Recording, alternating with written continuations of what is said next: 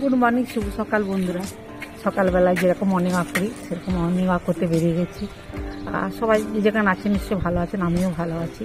চাটা খেয়ে বেরিয়ে পড়েছি, একটু হাওয়া দিচ্ছে। আর ঠান্ডাটা আছে তো সেরকম খুব একটা না, কালকের থেকে ঠান্ডাটা আজকে অনুভূত হচ্ছে, একটু মনে হচ্ছে। তবে সে আগে যেমন ঠান্ডাটা ছিল ঠান্ডাতে বুঝে সেরকম পড়লোই কই পড়েছে। আমরা তো শীত করতে মানে অল্পতেই ঠান্ডা লেগে যাচ্ছে। না না, ঠান্ডা পড়েছিল তো, ঠান্ডা পড়েছে 12-13 ডিগ্রি তো নেমে গেছিল। 10 তাহলে 10 জানুয়ারি সেগুলো তো ভুলে গেলে চলবে না। ঠিক আছে, সঙ্গে চলুন, হাঁটি একটু। তারপরে রান্না বান্না তো আছে, চলো হাঁটি। গোলাপগুলো খুব সুন্দর হয়েছে, এত সুন্দর ফুটেছে, পর পর ফুটেছে গোলাপ। গোলাপ দিয়ে শুরু করলাম। সন্ধ্যামালাতে গুলো হয়েছে দেখছি, গোলাপের কুড়িও হয়েছে। এইদিকে লাল জবাও দেখছি ফুটেছে, কুড়িও হয়েছে। এই ফুলটাও ফুটেছে দেখছি, বেশ বড় হয়ে, নিচেও একটা কুড়ি পড়ে আছে দেখছি। এবার হবে আরো পরপর।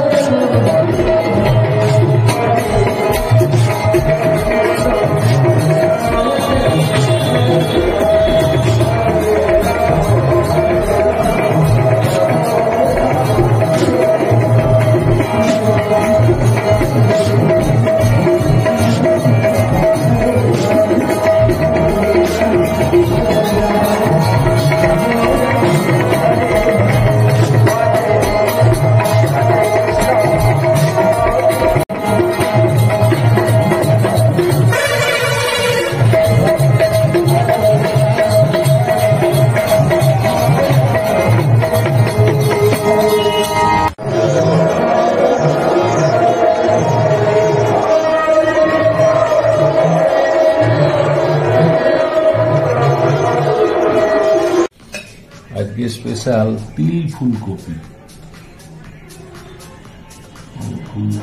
তিল দিয়ে ফুলকপি, আর তার সঙ্গে আলু আছে। আলু তো থাকবে। তুমি নাম দিয়েছো এটা তিল ফুলকপি। ঠিক আছে, কড়াইতে তেল দিয়ে দিই। আচ্ছা, শুকনো লঙ্কা দিয়ে দিলাম। হ্যাঁ, আর কপি এটা ভাজে দিয়ে দিলাম।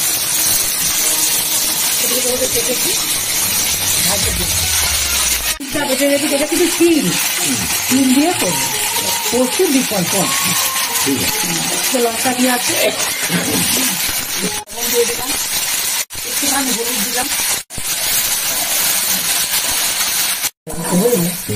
এবারে জল দিয়ে গরম জল দিয়ে দিচ্ছি।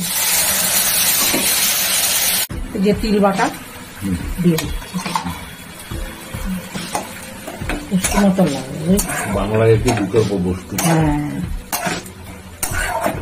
এটা খসলাও বলে, জানো তো, তিল খসলা। একটু সর্ষের তেল দিয়ে দেবো।